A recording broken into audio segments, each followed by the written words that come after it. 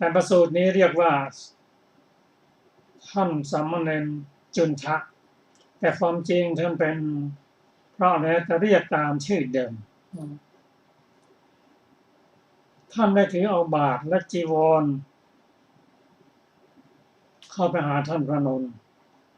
ที่เชตวันวิหารแล้วก็เรียนท่านพระอานนท์ว่าข้าแต่พระอานนท์ผู้เจริญกับท่านพระสารีบุตรตอนนี้ผ่านแล้วนี้เป็นบาตรและจีวรของท่านท่านพระอานนท์กล่าวว่าอาวุโสจุนทะนี่เป็นมูลที่จะเข้าไปเฝ้าพระผู้มีพระเจ้ามีอยู่มาไปกันเถิดเราจะเข้าไปเฝ้าพระผู้มีพระเจ้าแล้วกราบทูลเนื้อความนำแด่พระองค์สามเณรจุนทะรับคำของท่านพระอานนท์แล้วในเรื่องนี้พระผู้มีพระเจ้าทรงทราบครั้งที่ท่านพระสารีบุตรยังไม่ได้ปรินิพพานท่านพระสารีบุตรออกจาก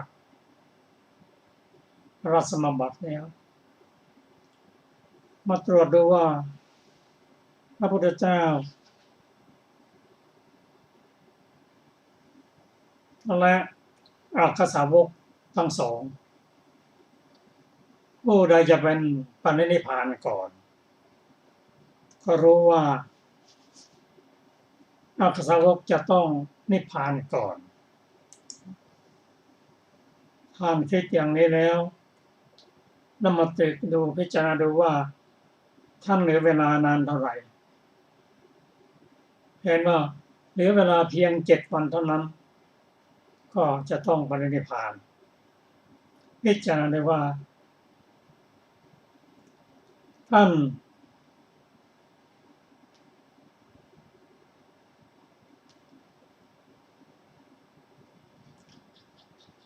พิจารณาว่าท่านราหุลท่านนิพพานที่ไหนก็นิพพานในสวรรค์ชั้นดาวดึงส์และส่วนท่านนะพิจารณาได้ว่าจากพิจารณาดูแล้วเห็นว่าจะไปปรินิพพานในห้องที่ท่านเกิดเมืองนารันทาเหลือเวลาเพียง7 วันอีกอย่างท่านคิดว่าท่านได้สั่งสอนลูกศิษย์ลูกหาทั้งมนุษย์และเทวดานับจำนวนมากบรรลุเป็นพระอรหันต์บุคคลเป็นพระอนาคามีบุคคลจำนวนมากมายนับไม่ถ้วนแต่ยังไม่สามารถจะเปลื้องมารดาของท่านซึ่งยังนับถือพรหมอยู่ท่านพิจารณาท่านมารดานั้นมีอุปนิสัยที่จะบรรลุธรรมไหมเห็นว่ามีอุปนิสัยก็เข้าไปทูลลาพระผู้เป็นเจ้ากราบทูลให้ทราบว่าเพียงวาระที่ข้าพระองค์จะกราบทูลลานิพพาน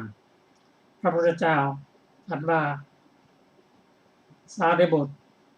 เธอจะนิพพานที่ไหนกราบทูลมาที่บ้านพระองค์ตรัสทรงเห็นการมงคลแท้ท่านก็แสดงยมกปาฏิหาริย์แสดงธรรมตามที่พระองค์ตามที่พระเจ้าตรัสให้แสดง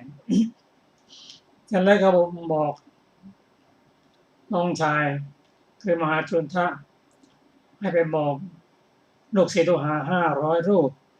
เตรียมตัวมานะหลังจากพระพุทธเจ้าแล้วก็จะไปพร้อมกันที่บ้านนารันทา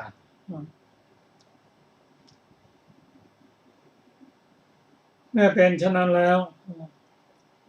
ท่านก็เข้าไปเดินทางไปสู่นารันทา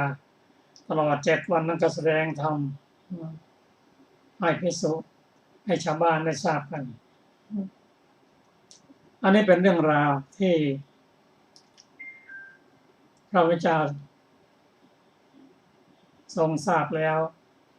เมื่อท่านมหาจุนทะได้นำบาตรจีวรแม่ผ้ากรองน้ำห่อพระธาตุของท่านพระสารีบุตรพระองค์ทรงทราบแล้วก็ทรงรับไว้ ส่วนท่านพระนนท์นั้นท่านยังเป็นเสขบุคคลได้ทราบข่าวท่านพระสารีบุตรปรินิพพานแล้ว ท่านบอกว่าไม่รู้จะทำอะไรแล้วพูดง่ายๆว่าหลงลืมหมดบทธรรมต่างๆหลงลืมหมดก็พระเจ้าได้ตักเตือนว่าอานนท์เธอแล้วได้บอกไปแล้วไม่ใช่หรือว่าทุกสิ่งทุกอย่างนั้นเกิดขึ้นตั้งอยู่ระดับไปไม่มีอะไรที่จะอยู่ได้ตลอดไปถึงแม้อานนท์ถึงแม้ท่านพระสารีบุตรท่านปรินิพพานแล้วศีลขันธ์ยังอยู่คุณงามความดีของท่านก็ยังอยู่ท่านไม่ได้เอาไปหรอกเธอจงรู้ว่าไม่มีอะไรที่จะยั่งยืนเธอจงมีตนเป็นเกาะมีตนเป็นที่พึ่งจงมีธรรมเป็นเกาะมีธรรมเป็นที่พึ่งจึงจะได้ที่พึ่งกันแน่นอนว่าเป็นเรื่องราวของพระสูตรที่เราได้ศึกษากันมาส่วนรายละเอียดนั้นก็ขอเชิญอาจารย์สุนภาสวัสดีค่ะท่านผู้ฟังทุกท่านต่อไปเป็นอัฏฐาของจุนทะสูตรค่ะเมื่อท่านพระสารีบุตรถวายบังคมพระบาทพระศาสดาลุกขึ้นในลำดับที่พระผู้มีพระภาคเจ้าทรงอนุญาตแล้วแผ่นดินใหญ่แม้ที่กำหนดนับด้วยภูเขาสิเนรุภูเขาจักรวาลภูเขาหิมพานต์และภูเขาบริพันธ์ร้องขึ้นพร้อมกันดุจกล่าวว่าเราไม่อาจจะทรงกองแห่งพระคุณนี้ไว้ได้ในวันนี้ได้ไหวแล้วจนถึงน้ำเป็นที่สุดเทพมโหระทึกในอากาศก็บรรเลงขึ้นมหาเมฆตั้งขึ้นแล้วให้ฝนโบกขรพัดตกแล้วพระศาสดาทรงดำริว่าเราจะให้พระธรรมเสนาบดีแสดงโดยเฉพาะดังนี้แล้วจึงทรงลุกขึ้นจากที่ฟังธรรมเสด็จมุ่งหน้าต่อพระคันธกุฎีได้ประทับยืนบนแผ่นแก้วพระเถระทำประทักษิณ3 ครั้งแล้วถวายบังคมในที่4 แห่งกราบทูลแล้วว่าข้าแต่พระผู้มีพระภาคเจ้าเลยเป็น1 อสงไขยกำไรแสนกับแต่กับนี้ไปข้าพระองค์หมอบลงที่ใกล้พระบาทของพระสัมมาสัมพุทธเจ้าทรงพระนามว่าอโนมัทสี ปรารถนาเห็นพระองค์ความปรารถนาของข้าพระองค์นั้นสำเร็จแล้วข้าพระองค์เห็นพระองค์แล้วเป็นการเห็นครั้งแรกนี้เป็นการเห็นครั้งสุดท้ายการได้เห็นพระองค์ไม่ได้มีอีกแล้วดังนี้แล้วประคองอัญชลีซึ่งรุ่งเรืองด้วยการประชุมแห่งนิ้วทั้ง10หันหน้าเฉพาะตราบเท่าที่จะเห็นได้ถอยกลับแล้วถวายบังคมแล้วหลีกไปมหาปัตภีไม่อาจจะทรงไว้ได้ไว้จนถึงน้ำรองรับแผ่นดินพระผู้มีพระภาคเจ้าได้ตรัสกับเหล่าภิกษุที่ยืนแวดล้อมว่าภิกษุทั้งหลายพวกเธอจงติดตามพี่ชายของพวกเธอเถิดขณะนั้นบริษัทสีและพระสัมมาสัมพุทธเจ้าไว้พระองค์เดียวในพระเชตวันออกไปไม่เหลือเลยฝ่ายชาวพระนครสาวัตถีพากันพูดว่าข่าวว่าพระสารีบุตรเถระทูลลาพระสัมมาสัมพุทธเจ้าแล้วประสงค์จะปรินิพพานออกไปแล้วพวกเราจะไปเยี่ยมท่านพากันถือเอาของหอมและพวงมาลัยเป็นต้นออกไปจนแน่นประตูเมืองสยายผมร้องไห้คร่ำครวญโดยนัยยะเป็นต้นว่าบัดนี้พวกเรา เมื่อถามว่าท่านผู้มีปัญญามากนั่งที่ไหนพระธรรมเสนาบดีนั่งที่ไหนดังนี้จะไปสำนักของใครจะไปวางสักการะในมือของใครพระเถระหลีกไปแล้วจึงได้ติดตามพระเถระเพราะความที่ตนดำรงอยู่ในปัญญามากคิดแล้วว่าทางนี้คนทั้งหมดไม่ควรก้าวเลยมาแล้วโอวาทมหาชนว่าท่านผู้มีอายุทั้งหลายแม้พวกท่านจงหยุดอย่าถึงความประมาทในพระทศพลเลยแล้วให้หมู่ภิกษุกลับหลีกไปกับบริษัทของตนพวกมนุษย์เหล่าใดต่างคร่ำครวญว่าครั้งก่อนพระผู้เป็นเจ้าเที่ยวจาริกไปแล้วก็กลับมาบัดนี้การไปนี้เป็นการไปเพื่อไม่กลับมาอีกจึงพากันติดตามอยู่อย่างนั้นพระเถระกล่าวก็มนุษย์เหล่านั้นว่าท่านทั้งหลายพวกท่านจงเป็นผู้ไม่ประมาทชื่อว่าสังขารทั้งหลายย่อมเป็นอย่างนี้จึงให้กลับแล้วลำดับนั้นแลพระสารีบุตรทำการสงเคราะห์พวกมนุษย์ตลอด7 วันในระหว่างทางพักแรมคืนเดียวในที่ทุกแห่ง ถึงบ้านนาละกะเวลาเย็นได้ยืนที่โคนต้นนิโครธใกล้ประตูบ้านลำดับนั้นหลานของพระเถระชื่อว่าอุปเรวตะได้ไปนอกบ้านได้เห็นพระเถระแล้วจึงเข้าไปยืนไหว้อยู่แล้วพระเถระจึงกล่าวกับเขาว่ายายของเธออยู่ในเรือนหรือท่านอุปเรวตะก็ตอบว่าครับท่านผู้เจริญพระสารีบุตรเธอจงไปบอกว่าเรามาที่นี้เมื่อยายกล่าวว่ามาเพราะเหตุอะไรจงกล่าวว่าข่าวว่าพระเถระจะอยู่ในบ้านตลอดวันหนึ่งในวันนี้ท่านจงจัดแจงห้องที่พระเถระเถิดและข่าวว่าท่านจงรู้ที่เป็นอยู่ของภิกษุ500 รูปเขาไปแล้วบอกว่ายายลุงของผมมาแล้ว ยายก็ถามว่าอยู่ที่ไหน ท่านอุปะก็ตอบว่าประตูบ้านยายก็ว่ามีใครอื่นมาบ้างไหมอุปะก็ตอบว่ามี500 รูปยายก็ถามว่ามาทำไมเขาบอกความเป็น เป็นไปนั้นนางพรามณีคิดอยู่ว่าลูกชายเราทำไมจึงให้เตรียมที่อยู่แก่พวกภิกษุเท่านี้ท่านบวชมาตั้งแต่หนุ่มตอนแก่อยากจะสึกละกะมังจึงให้จัดแจงห้องคลอดให้ทำเป็นที่พักของภิกษุ500 รูปให้จุดเทียนและตะเกียงส่งไปถวายพระเถระพระเถระพร้อมกับพวกภิกษุขึ้นปราศาสน์เข้าไปนั่งยังห้องคลอดพอนั่งลงแล้วก็ส่งพวกภิกษุไปว่าพวกท่านจะไปพักผ่อนกันเถิดพอพวกภิกษุไปแล้วเท่านั้นอาพาธอย่างกล้าก็เกิดขึ้นแก่พระเถระเวทนาปางตายเพราะถ่ายเป็นโลหิตต้องเอาภาชนะหนึ่งเข้าไปรองรับเอาภาชนะหนึ่งออกมานางพรามณีคิดว่าเราไม่ชอบใจความเป็นไปของบุตรของเราเลยได้ยืนพิงประตูห้องที่อยู่ของตนท้าวมหาราชทั้ง4ตรวจดูอยู่ว่าพระธรรมเสนาบดีอยู่ที่ไหนเห็นแล้วว่านอนบนเตียงเป็นที่ปรินิพพานในห้องที่ตนคลอดในบ้านนาลกะพวกเราจะไปเยี่ยมเป็นครั้งสุดท้ายมาแล้วได้ยืนไหว้อยู่พระสารีบุตรได้ถามว่าพวกท่านเป็นใคร ท้าวมหาราชก็ตอบว่าเป็นท้าวมหาราชขอรับท่านก็ถามว่ามาเพราะเหตุไรมหาราชก็ตอบว่าจักบำรุงท่านผู้เป็นไข้พระสารีบุตรช่างเถิดผู้บำรุงเราเป็นผู้บำรุงเราผู้เป็นไข้มีอยู่พวกท่านจงไปเถิดและได้ส่งไปคล้อยหลังท้าวมหาราชทั้ง4ไปแล้วท้าวสักกะจอมเทพก็มาแล้วโดยนัยยะนั้นนั่นแหละก็เมื่อท้าวสักกะไปแล้วท้าวมหาพรหมก็มาพระเถระก็ได้ส่งท่านเหล่านั้นไปเหมือนอย่างนั้นนั่นแหละเมื่อนางพรามณีเห็นพวกเทวดาพากันมาคิดว่า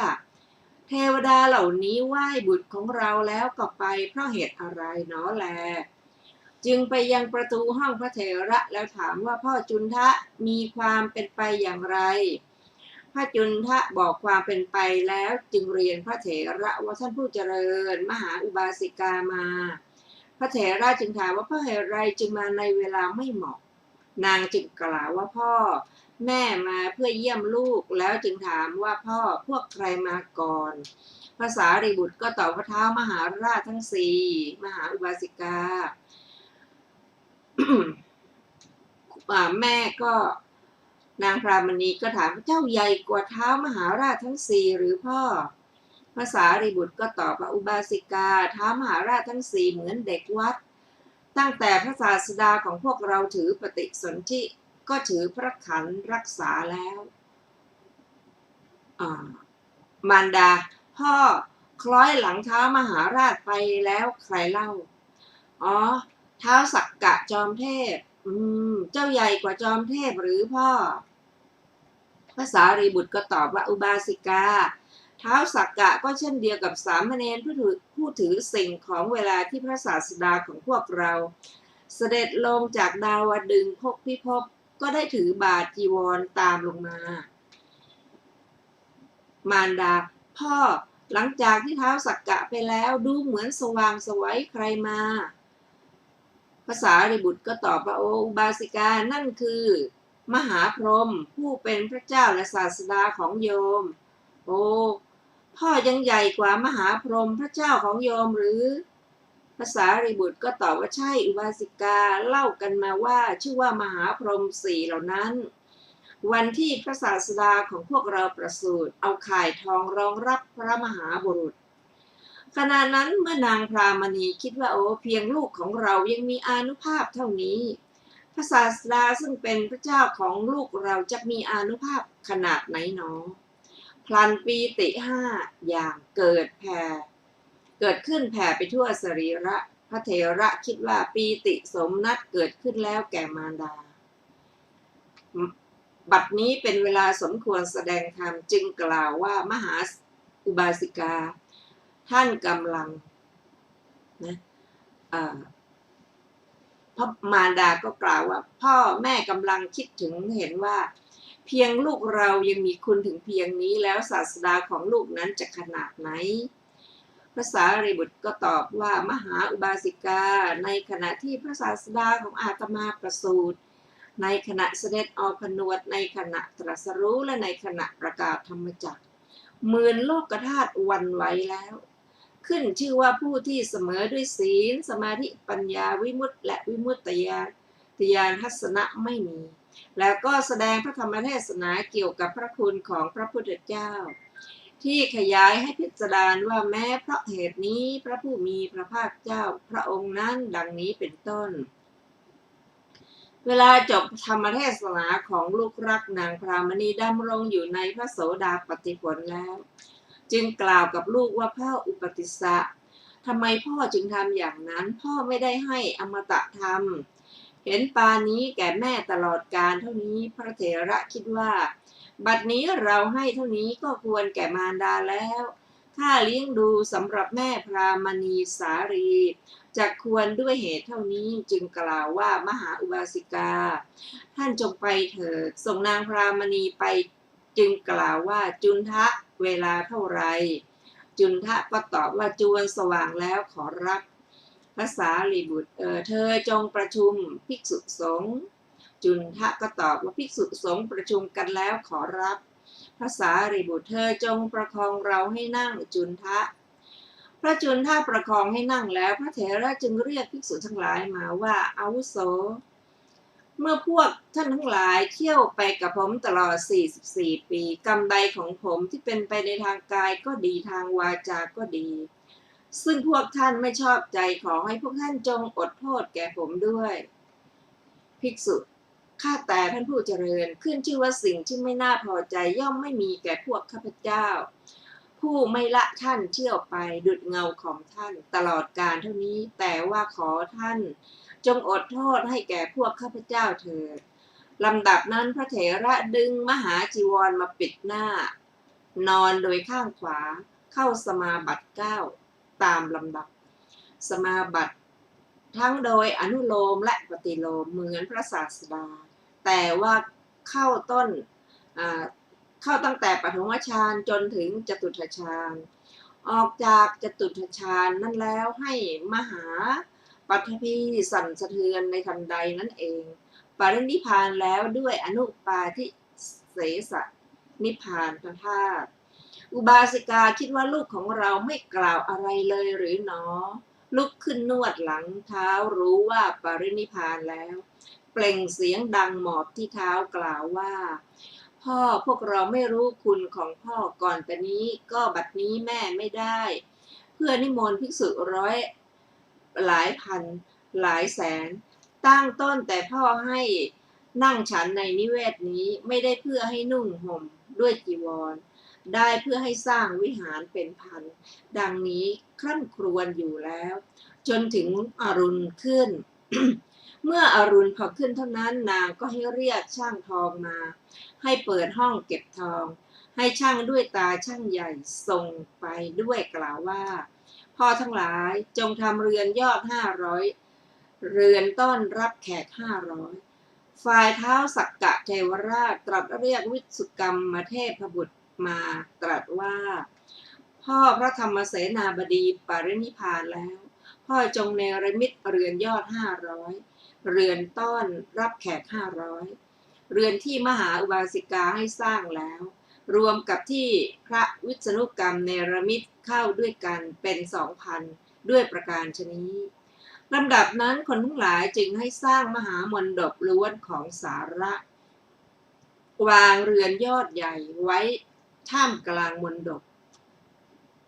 แล้ววางของที่เหลือโดยสังเขปว่าเป็นบริวารปรารภการเล่นอย่างดีระหว่างพวกเทวดา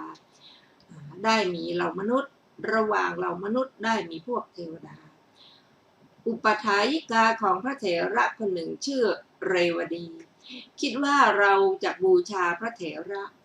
จึงให้ทำเสาดอกไม้ทอง3 ต้นท้าวสักกะเทวราชคิดว่าเราจะบูชาพระเถระมีนักฟ้อน2 โกฏ5แวดล้อมเสด็จลงแล้วมหาชนหันหน้ากลับด้วยคิดว่าท้าวสักกะเสด็จลงแม้อุบาสิกาในที่นั้นถอยกลับอยู่เพราะมีภาระหนักไม่อาจจะถอยไปณที่ควรข้างหนึ่งล้มลงแล้วในระหว่างพวกมนุษย์ไม่เห็นอยู่ได้เหยียบอุบาสิกานั้นแหละไปนางตายในที่นั้นเกิดในวิมานทองพบชั้นดาวดึงส์ขณะที่เกิดนั่นเทียวนางได้มีอัตภาพ3 คาวุธโดยประมาณเหมือนท่อนแก้วนางประดับด้วยเครื่องประดับประมาณเต็ม60 เล่มเกวียนมีนางฟ้า1,000แวดล้อมด้วย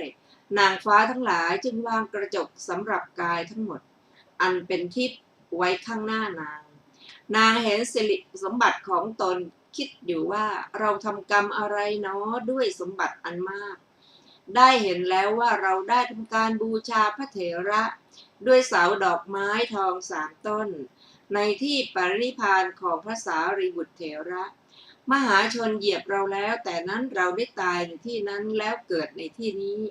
เราจะกล่าวผลบุญที่เราอาศัยพระเถระได้แล้วในบัดนี้แก่พวกมนุษย์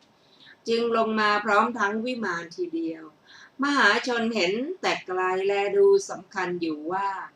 ดวงอาทิตย์โผล่ขึ้น2 ดวงหรือหนอเมื่อวิมานมาอยู่ลักษณะเรือนยอดก็ปรากฏกล่าวกันแล้วว่านี่ไม่ใช่ดวงอาทิตย์นั่นเป็นวิมานหลังหนึ่งแม้วิมานนั้นมาแล้วในขณะนั้นลอยอยู่เหนือเชิงตะกอนไม้ของพระเถระเทพธิดาจึงหยุดวิมานไว้ในอากาศนั่นแล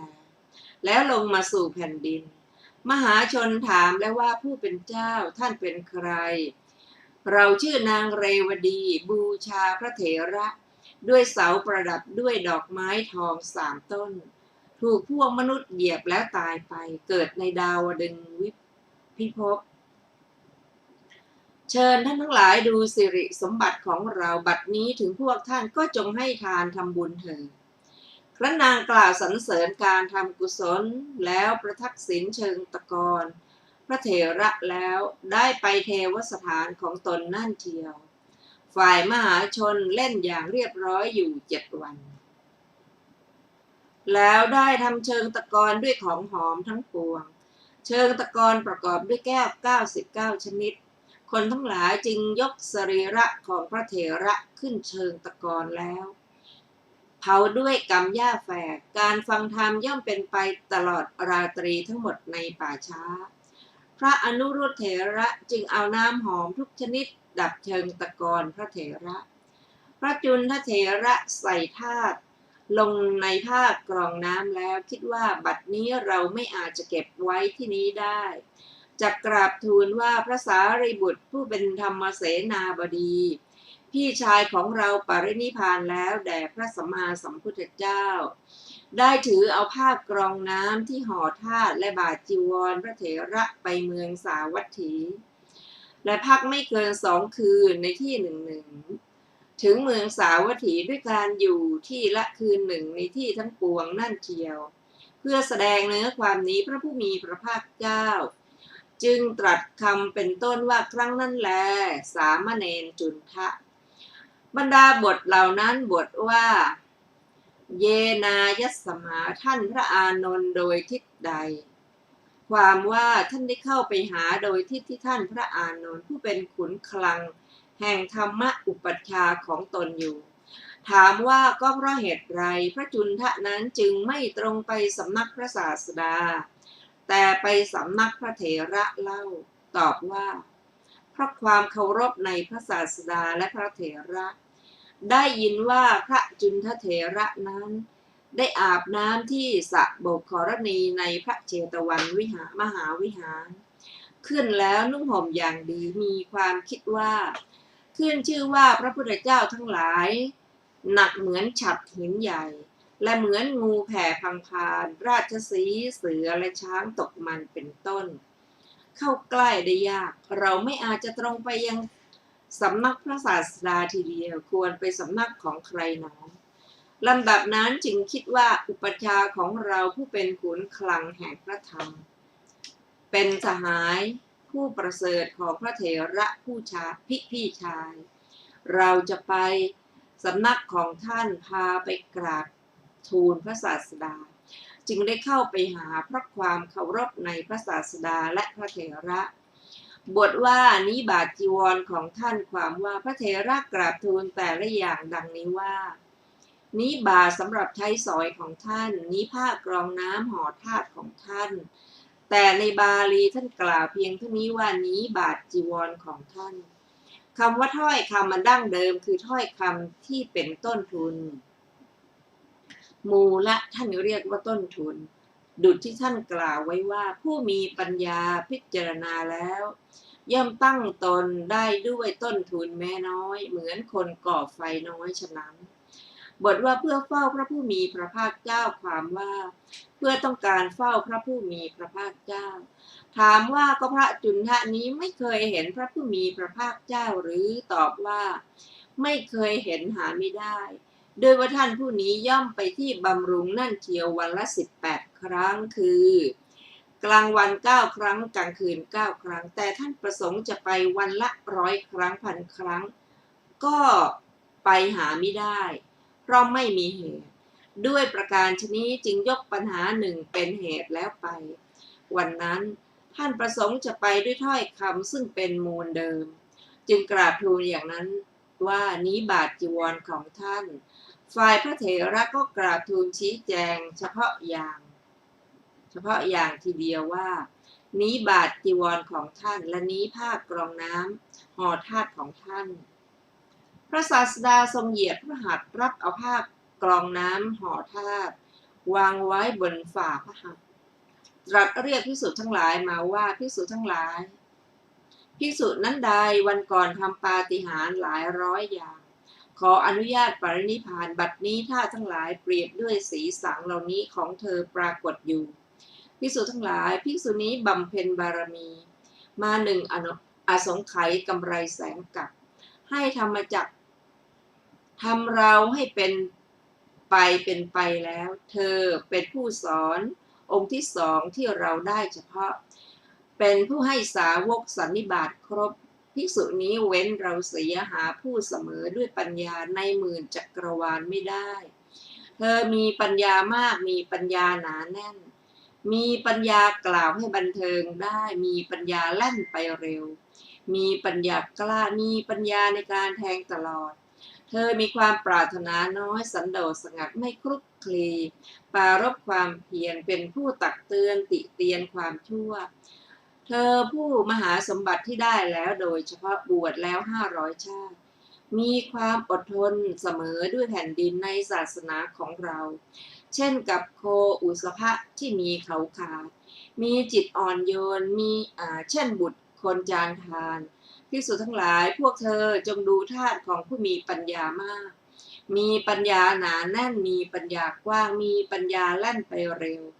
มีปัญญากล้าแข็งมีปัญญาแห่งผู้ควรแทงตลอดผู้มีความปรารถนาน้อยสันโดษสงัดไม่คลุกคลีปรารภความเพียรผู้ตักเตือนติเตียนความชั่วสารีบุตรใดละกามทั้งหลายอันเป็นที่รื่นรมแห่งใจบวชแล้ว500 ชาติพวกเธอจงไหว้พระสารีบุตรนั้นผู้ปราศจากราคะมีอินทรีย์สำรวมดีแล้วปรินิพพานแล้วเธอสารีบุตรใดมีความอดทนเป็นกำลังเสมอด้วยแผ่นดินย่อมไม่หวั่นไหวทั้งไม่เป็นไปในอำนาจจิตด้วยมีความอนุเคราะห์เป็นผู้ประกอบด้วยกรุณาปรินิพพานแล้วพวกเธอจงไหว้สารีบุตรนั้นเถิดท่านผู้ฟังที่เคารพค่ะวันนี้รายการศึกษาธรรมนำสุขก็ได้หมดเวลาลงแล้วเราจะได้มาศึกษาต่อกันอีกในวันพรุ่งนี้เวลา 15 นาฬิกาเป็นต้นไปขอขอบพระคุณทุกท่านที่ได้ร่วมศึกษาด้วยกันนะขอมีความเจริญในธรรมยิ่งๆค่ะวันนี้ก็ขอลาไปก่อนค่ะสวัสดีค่ะ